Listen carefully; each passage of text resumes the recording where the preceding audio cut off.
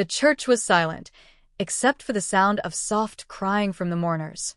My mother's coffin lay at the front, covered in white roses. Everyone was dressed in black, heads bowed in grief. But in the middle of this sacred moment, my father leaned close to me and did something no one expected. His hand gripped my arms so tightly I winced, his face close to mine, his voice a low growl only meant for me. "You are nothing without me," he hissed. "And if you ever open your mouth about what I've done, you'll regret it." I froze. My heart was beating so loud, I thought people could hear it. My father's fingers dug deeper into my skin. His other hand slid in a way that made my breath catch in horror. I wanted to scream, but we were in church, and everyone's eyes were on the priest. Then something happened that my father didn't know. Right above us, fixed to the lectern, was a microphone. And the microphone was on. His threatening whispers, his ugly words, and even the sound of my small gasp were echoing faintly through the speakers. The priest's voice paused, the room went strangely still, and heads began to turn toward us. My father's grip froze. His eyes flicked around, confusion and fear flashing across his face. He didn't know that the whole church had just heard what he said to me.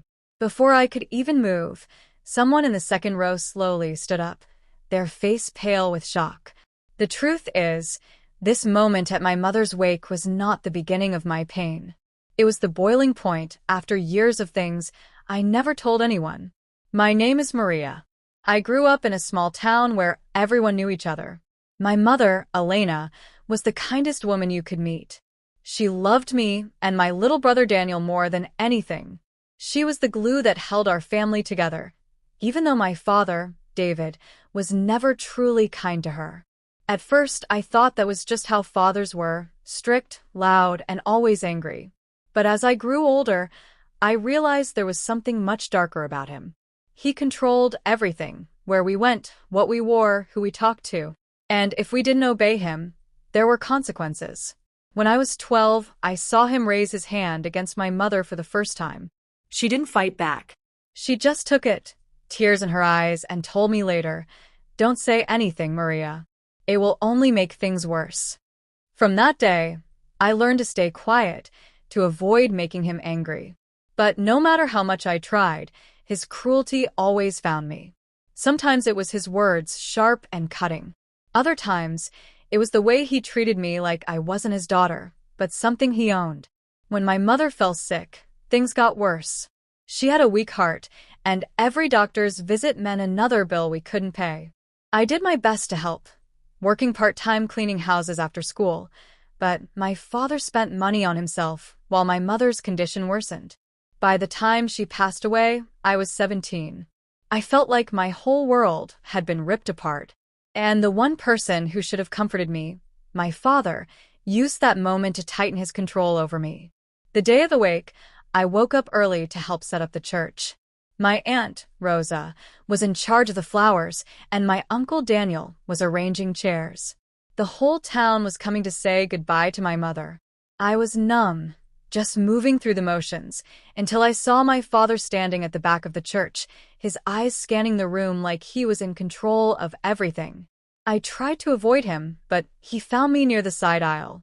His face was unreadable, but his eyes carried that warning I knew too well.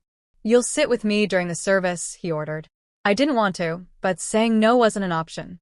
When the priest began the prayers, I sat stiffly beside him, staring at the floor. That's when he leaned in and whispered those ugly words to me, words that sent a shiver through my body. I had no idea the microphone at the lectern was still on, picking up every sound near the front. It was my mother's sister, Aunt Rosa, who stood up when she heard him. Her face went pale, and her hands trembled.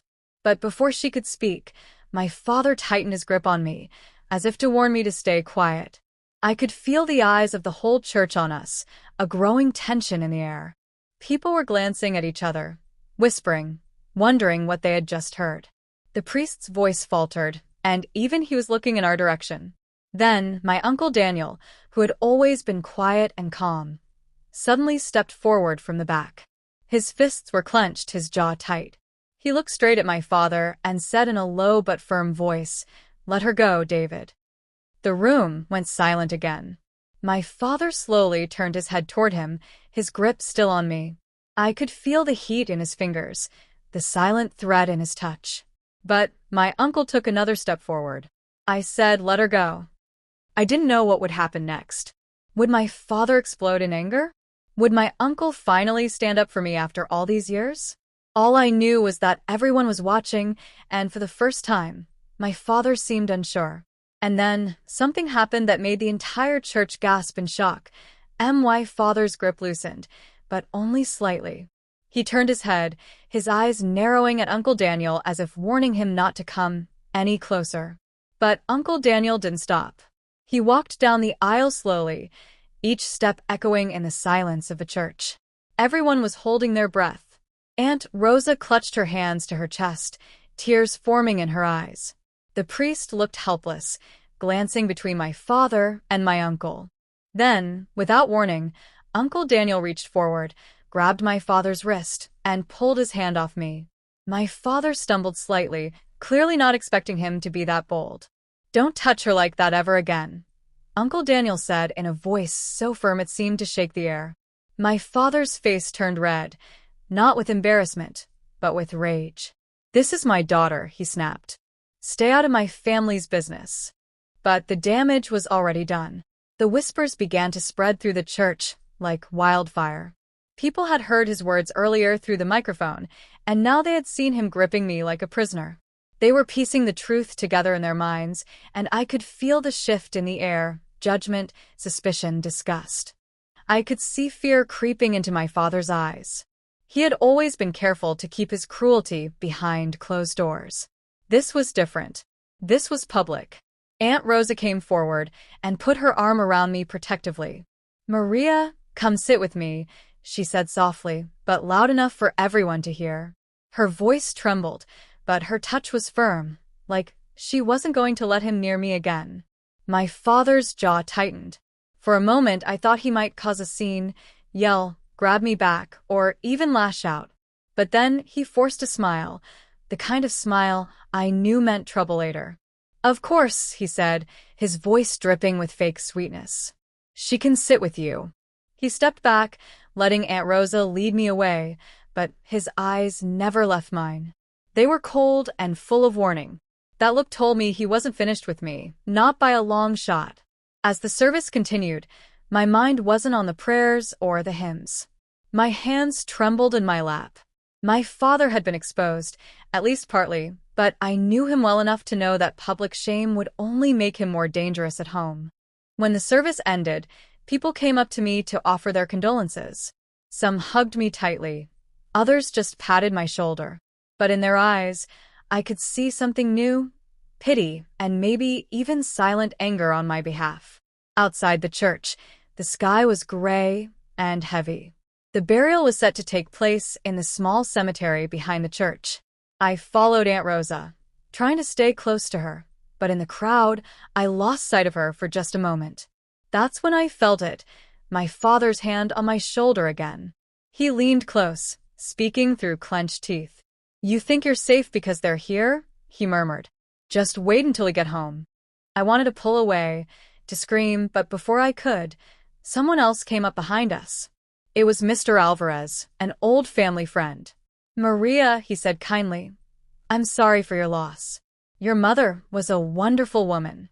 I forced a small smile, using the distraction to slip away from my father's grasp. I moved quickly to stand beside my brother Daniel, who was only 14 and too young to understand the full darkness of our father's nature. He looked up at me with sad eyes. "Are you okay, Maria?" he asked. I nodded, not wanting to scare him. But inside, I was far from okay. The burial was heartbreaking. As they lowered my mother's coffin into the ground, I felt like a part of my soul was being buried with her. Aunt Rosa held my hand tightly, and I leaned on her to keep from collapsing. My father stood a few feet away, his expression unreadable, as if nothing unusual had happened earlier. After the burial, people began leaving in small groups. Some came over to hug me one last time.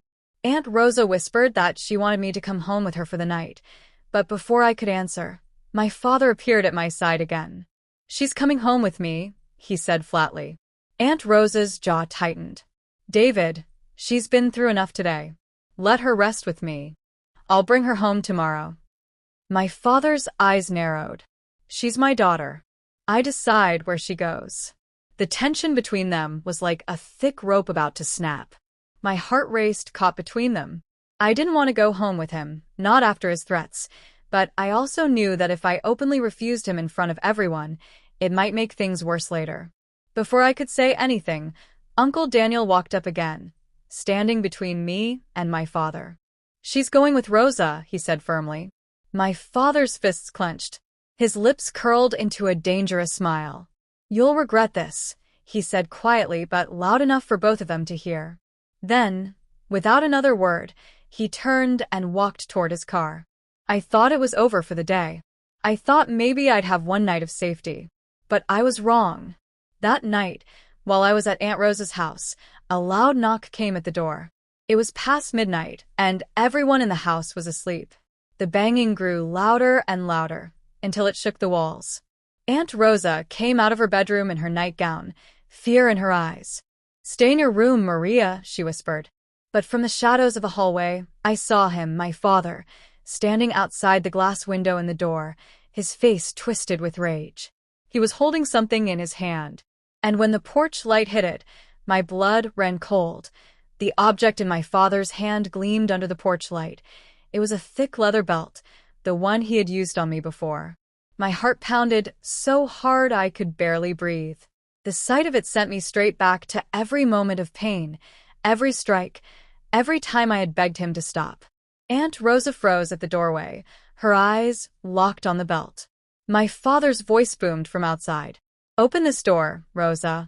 She's my daughter, and you have no right to keep her from me. Aunt Rosa didn't move. Her knuckles turned white around the doorframe. Go home, David. You've been drinking. This is not the time. But he wasn't listening. His eyes were wild, and the belt dangled from his fist like a threat. If you don't open this door right now, you'll regret it, he growled. I stepped back into the hallway shadows, my body trembling. I knew that tone. I had heard it many times before. It always came before something terrible happened. My mind was racing. Should I run and hide? Should I call the police? But I had never called them before. I was scared they wouldn't believe me, or worse, that it would only make things more dangerous. Aunt Rosa's husband, Uncle Luis, suddenly appeared from the kitchen holding a heavy metal flashlight. He stepped beside her, his voice calm but firm. David, you're not taking her tonight. Go home. For a moment, my father stared at him, his chest rising and falling fast. Then, without warning, he raised the belt and slapped it hard against the glass of the door. The sound made me jump, and I saw Aunt Rosa flinch. Maria, my father barked. Come here now. I stayed frozen. My legs felt like they were made of stone. I couldn't move toward him. Not tonight. Not ever again, if I could help it. When he realized I wasn't coming, his expression twisted into pure fury. He hit the glass again, harder this time. The door rattled. Aunt Rosa quickly locked the deadbolt and pulled the chain across, her hands shaking. You're making a mistake, my father spat, pointing the belt at them through the glass. And she'll pay for it. Uncle Luis stepped forward, gripping the flashlight like he was ready to use it if my father forced his way in. But after one last glare, my father turned and stormed off into the darkness. The moment his footsteps faded, Aunt Rosa shut the curtains and locked every window. She turned to me, her face pale. Maria, we need to talk, she said softly. We sat at the kitchen table. The house was quiet except for the hum of the refrigerator. Aunt Rosa took my hands in hers. This can't go on, she said gently. What I heard in the church today, what I saw at the door tonight. Maria, this isn't just strict parenting. This is abuse. Her words made my throat tighten. I had known it deep inside for years, but hearing her say it out loud made it real in a way I wasn't ready for. I didn't want anyone to know, I whispered. He said if I told, no one would believe me, and that he'd hurt Daniel. Aunt Rosa's eyes filled with tears, but her voice was steady. He's wrong, and I believe you, but you need to decide if you're ready to let us help you. Because if you go back to that house, Maria, she paused, her voice breaking. I'm afraid he'll break more than your spirit. I didn't answer right away. Part of me wanted to scream, yes, help me, please take me away from him forever. But another part of me was scared of what my father would do if I defied him. Uncle Luis leaned forward. We can go to the police. Or, at least talk to someone who can protect you.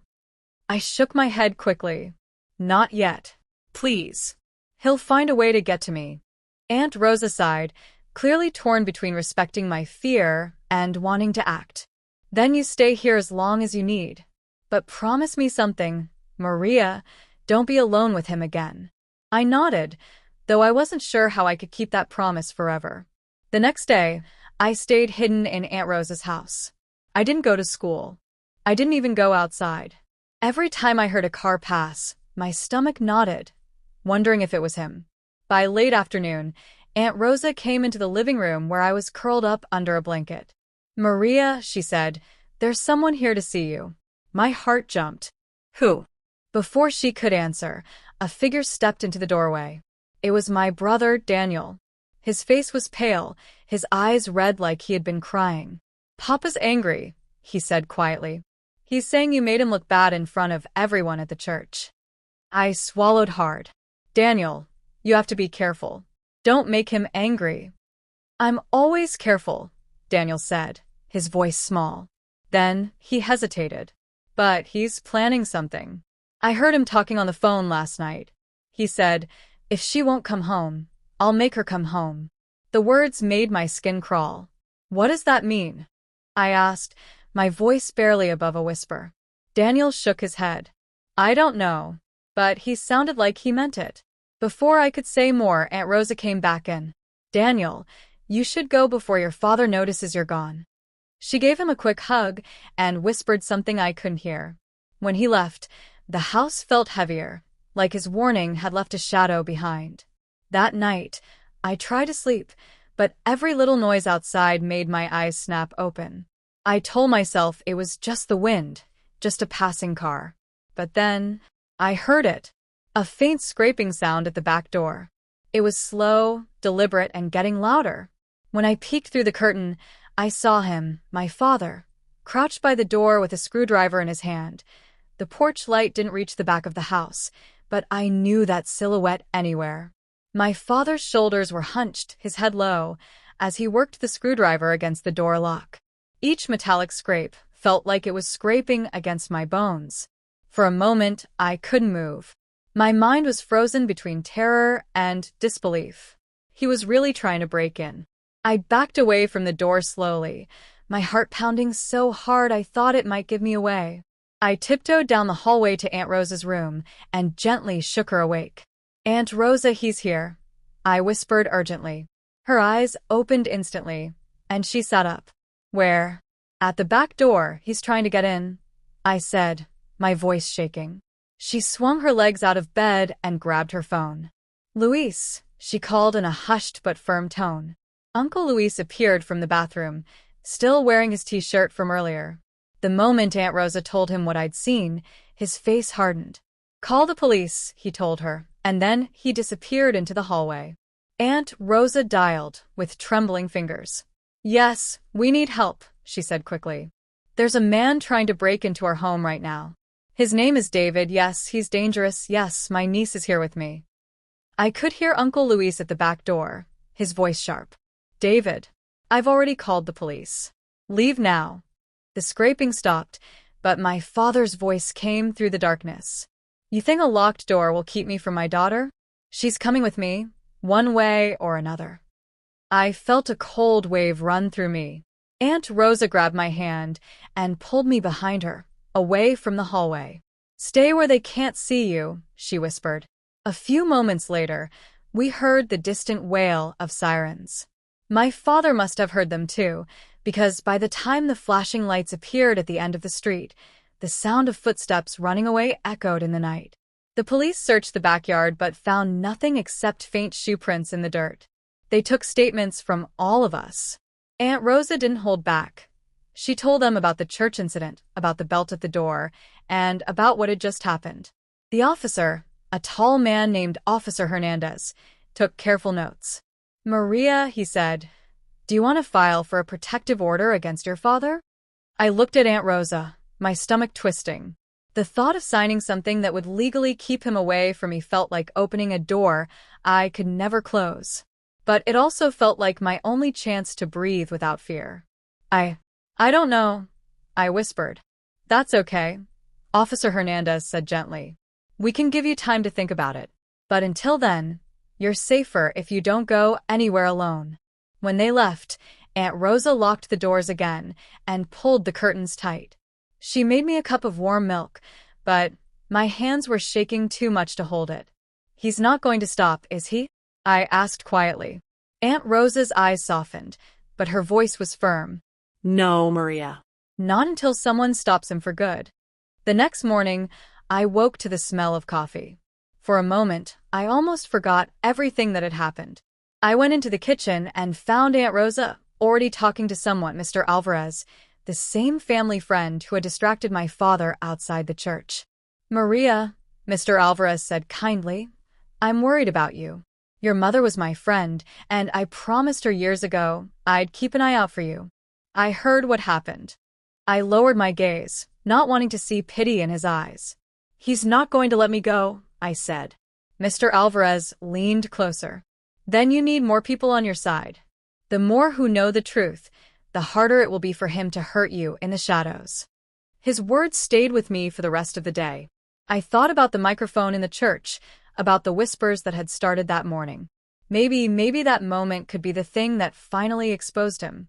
Later that afternoon, Aunt Rosa's phone rang. She frowned at the number before answering. "Hello." Her face paled. "No, she's not available right now." It was my father. I could hear his voice even from across the table. "Tell her I'm coming to get her. And if she won't come willingly, she'll wish she had." Aunt Rosa hung up quickly and locked her phone screen, her hands trembling. "Maria, we might have to leave for a few days," she said.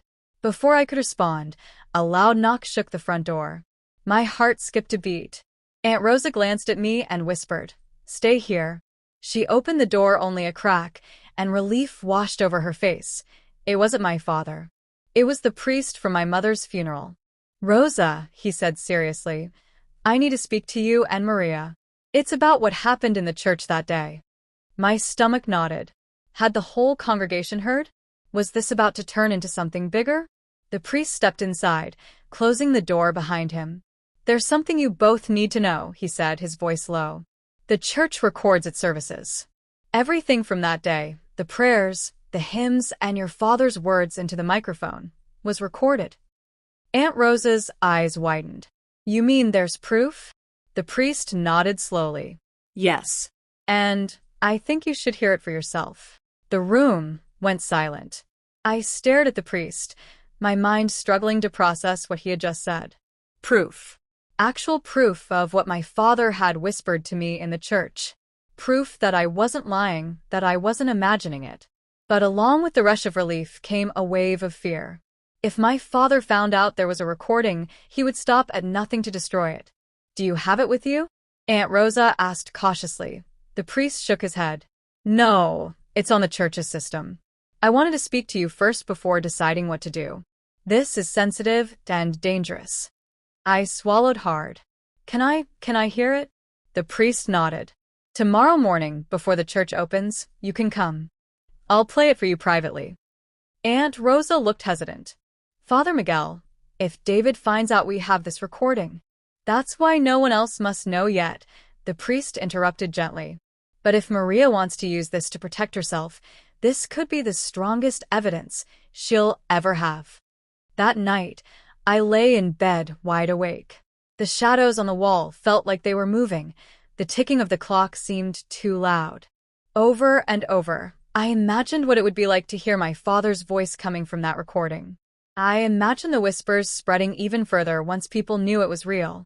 For the first time in years, I felt a spark of hope. But with that hope came a warning in my gut. My father was unpredictable when cornered. The next morning, Aunt Rosa drove me to the church. We arrived early, the sky still pale with dawn. Father Miguel unlocked the front doors and let us inside. The air was cool, the scent of candle wax and flowers still lingering from the funeral. He took us to a small office behind the altar where a laptop sat on a wooden desk. "Everything from the day of the wake is saved here," he explained, clicking through folders. It might take a moment to find the right spot. As he scrolled through the recording, my chest tightened. Then I heard it, the sound of the priest's voice during the service, soft music in the background, and then my father's voice. "You are nothing without me. If you ever open your mouth about what I've done, you'll regret it." The sound was so clear, it was like he was standing in the room. I felt my stomach twist. The recording even picked up my small gasp and the tremble in my breath. Aunt Rosa's face went pale as she clutched my hand. Father Miguel looked at me seriously. "Maria, this is damning. If you choose to take this to the police, it could open a case against him." I stared at the laptop, my mind spinning. What if he finds out before we do anything? "That's why we have to move carefully," Aunt Rosa said, her voice firm. "If we act fast." But before we could discuss it further, we heard the sound of the church doors opening. Heavy footsteps echoed through the sanctuary. Father Miguel frowned. "We're not expecting anyone this early." The footsteps grew louder. My chest tightened. Something in me knew. And then my father's voice cut through the silence. "Maria, I knew I'd find you here." He stepped into the office doorway, his eyes locking onto me. He wasn't smiling this time, his face was hard, his jaw clenched. "We need to talk. Alone." Aunt Rosa immediately stepped in front of me. No. "You're not taking her anywhere." He ignored her, his gaze fixed on me. "Come here now, or I promise you'll regret it later." Father Miguel moved subtly, positioning himself near the phone. "David, this is a church. You are not welcome here to threaten anyone." My father took one slow step into the office, his presence filling the small room. "I'm not threatening," he said, his voice dripping with sarcasm. "I'm speaking to my daughter." My hands were shaking. I could feel the walls closing in. He knew. Somehow, he knew there was something here that could ruin him. "I heard," he said softly, "that you've been telling stories. And that's going to stop. Right now." He reached into his jacket, and for a split second, I thought he might pull out a weapon. My breath caught in my throat. But instead, he pulled out a set of keys. He dangled them with a slow smirk. "Your mother's storage unit. Everything in there belongs to me now. And if you want any of it, you'll have to come with me." I didn't know what was inside that storage unit, but I knew my mother well enough to believe there might be something important there, maybe even something she had hidden from him.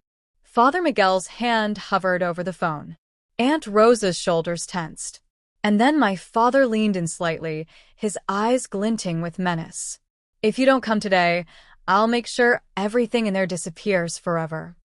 The moment the pastor's booming voice repeated my father's filthy words to the entire congregation, the silence in the church shattered like glass. Gasps filled the air, sharp and quick, followed by murmurs that grew louder by the second. "A man doing that to his own daughter?" A woman in the second row hissed, her eyes wide with disbelief. "He did it inside God's house?" Another man muttered, shaking his head.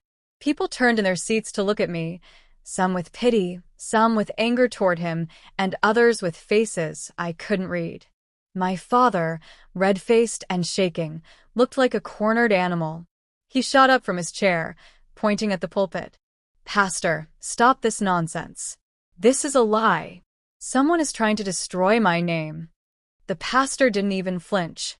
His deep, steady voice rolled over the chaos. "This is not a lie, Brother Henry." The microphone was on. "God himself has allowed this truth to come to light in his house today." For the first time, I saw real fear in my father's eyes. It wasn't just the shame. It was the knowledge that his secret could no longer be buried. Suddenly, a woman from the choir, Sister Rose, stood up and yelled, "I believe her. I saw him touch her in a way no father should during choir practice 2 years ago." I kept quiet, but no more. The church exploded into a storm of voices. Some shouted for justice. Others argued that such matters should be kept private. My hands were trembling so hard that I had to grip the edge of the pew. "Usher, take him outside," a deacon shouted. Two strong men moved toward my father, but he stepped back and grabbed the nearest chair, swinging it wildly. "Don't you dare touch me," he roared. The ushers hesitated. My heart pounded. I could see my little cousin in the back row starting to cry, her mother covering her ears then.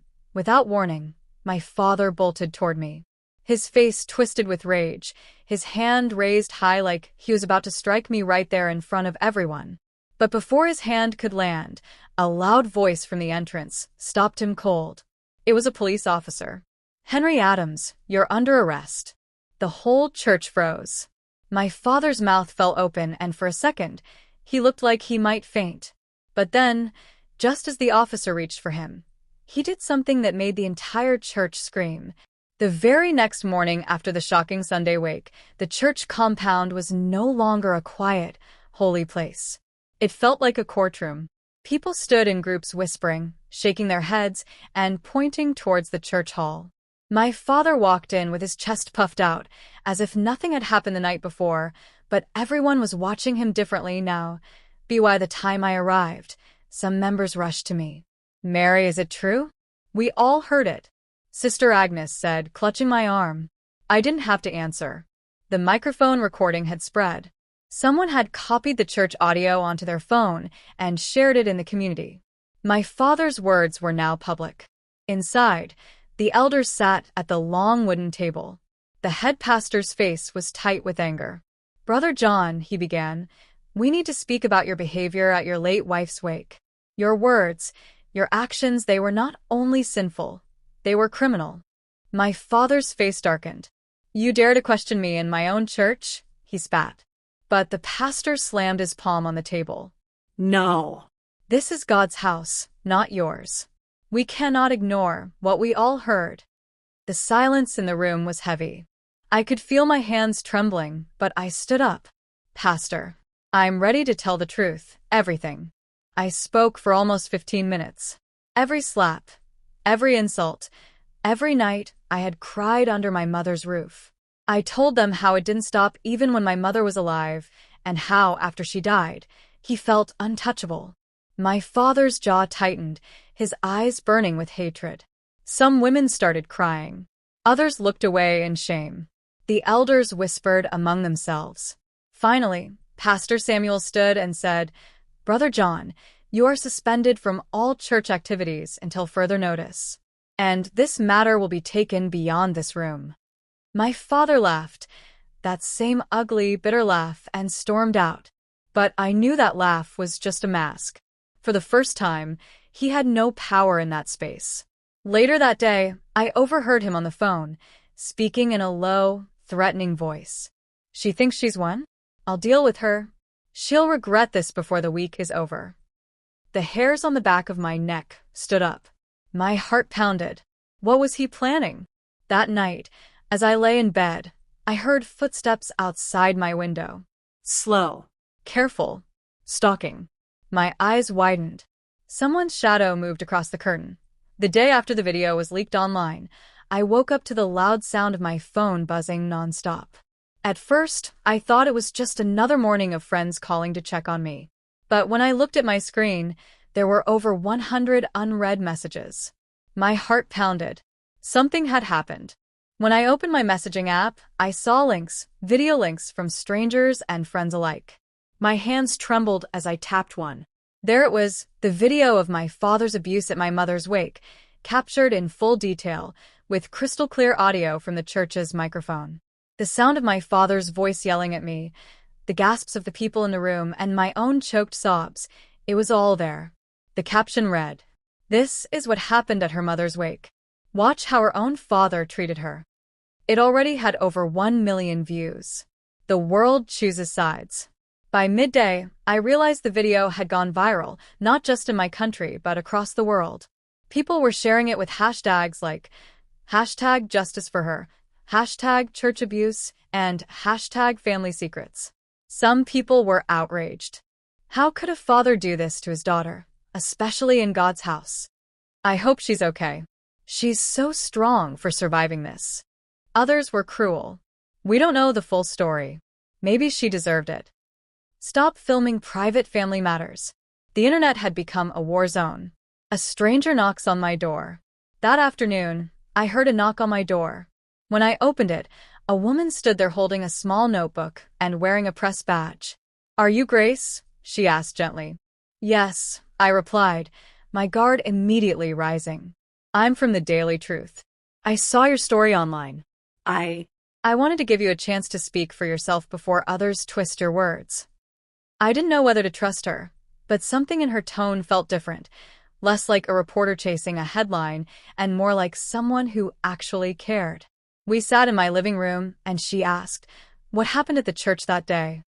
As I spoke, my voice cracked, but I didn't hold back. I told her about my father's cruelty, my mother's silent suffering before she died, and how the abuse didn't just start that day. It had been going on for years, hidden behind church walls and fake smiles. She listened, her pen barely moving, as if she didn't want to miss a single word. When I finished, she put her notebook down and said, "Grace, I believe you, and I will make sure the world hears the truth, not the twisted version your father's supporters will spread." My father strikes back. That evening, just as I was starting to breathe easier, a new video appeared online, posted by my father himself. In it, he stood at the altar of the same church, Bible in hand, speaking to the congregation.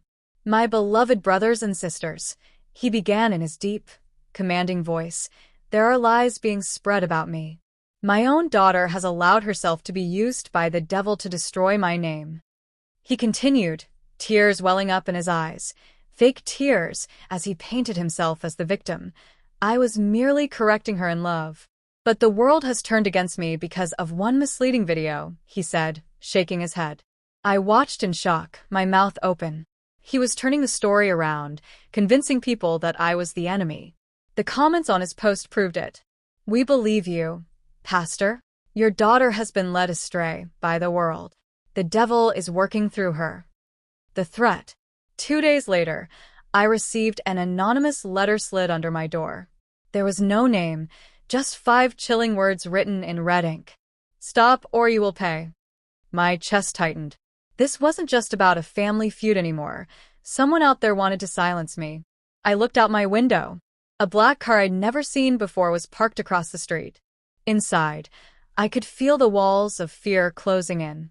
But deep down, I also knew the truth was already out there and there was no turning back. I will never forget the way the church went silent when the old man stood up at the back. His voice trembled, but his words cut through the air like a sharp knife.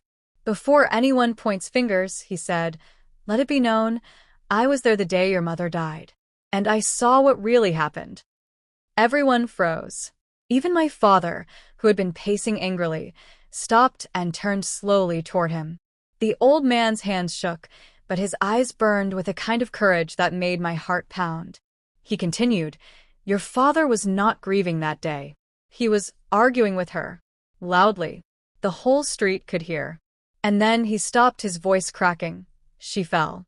Hard. There was no accident." The gasps in the room came like a wave. My chest tightened so much I could hardly breathe.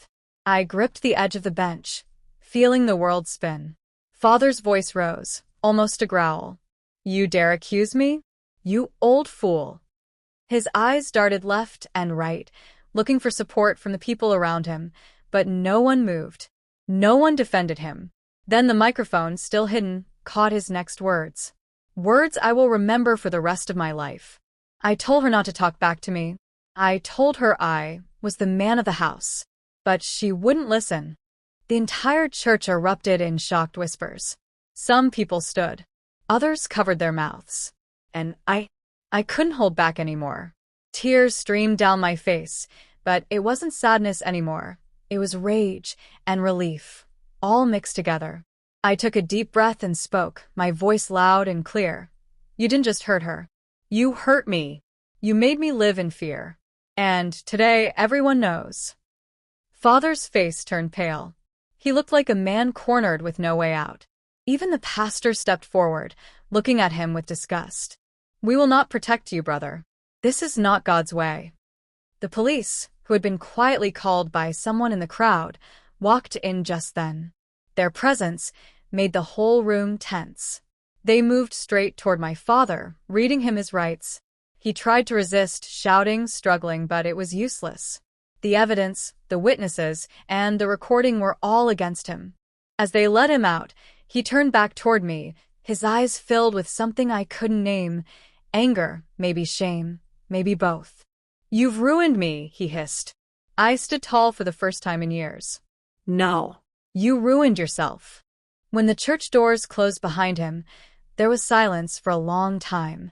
Then, one by one, people began to clap. Not the kind of applause you hear after a song, but slow, steady clapping of people who had just seen truth win over fear. For the first time since my mother died, I felt light. The burden I had carried for so long was gone. And though the scars inside me would take years to heal, I knew I had done what she would have wanted, spoken the truth, no matter the cost. That night, I went to her grave. I knelt and whispered, "Mama, it's over. He can't hurt us anymore." The wind rustled through the trees as if she was answering me. And for the first time in a long, long while, I smiled. The next morning, I woke up to the sound of the church bell ringing. For a moment, I thought I was dreaming. Then I realized this wasn't a normal Sunday call. It was the bell they rang when there was an important announcement for the whole community. My heart pounded. Something told me this was connected to me.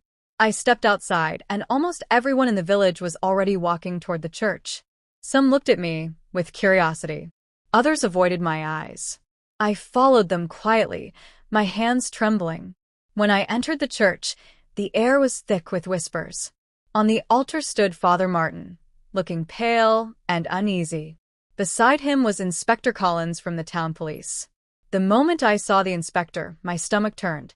"Brothers and sisters," Father Martin began, his voice shaking, "we have all heard rumors about what happened during Mary's mother's wake.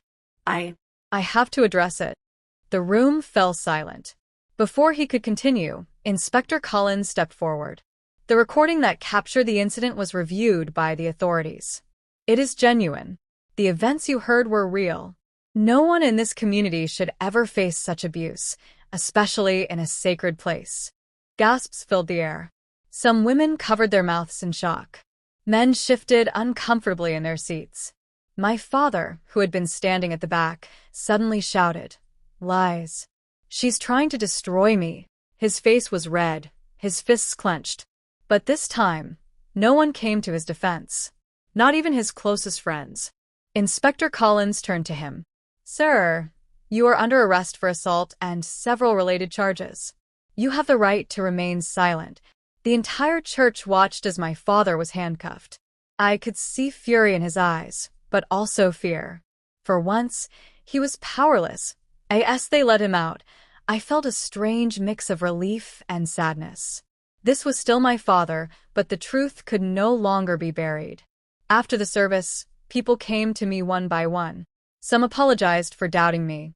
Others hugged me and promised to stand by my side. Even Deacon Samuel, who had always been on my father's side, said quietly, "I'm sorry, Mary. I should have believed you." For the first time in years, I didn't feel like the unwanted shadow of my family. I felt seen. That evening, while sitting on the porch with Daniel, I realized something important. "Mary," he said softly, "you've survived so much. Now you can start over. You can build a life without fear." Tears slid down my cheeks, not of pain, but of hope. And though the road ahead was still uncertain, I knew one thing. I would never let anyone silence me again. Life is a journey of storms and sunshine.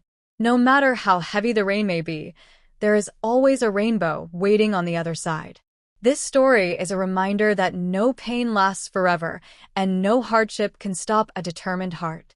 If this story touched your soul, please let me know your thoughts in the comments. Tell me where in the world you are watching from and what lesson you learned. And remember, every like, comment, and share helps us bring more real-life stories that inspire, heal, and remind us of the power of hope. Don't forget to subscribe to the channel and click the notification bell so you never miss the next emotional journey we share. Together, we keep these stories alive.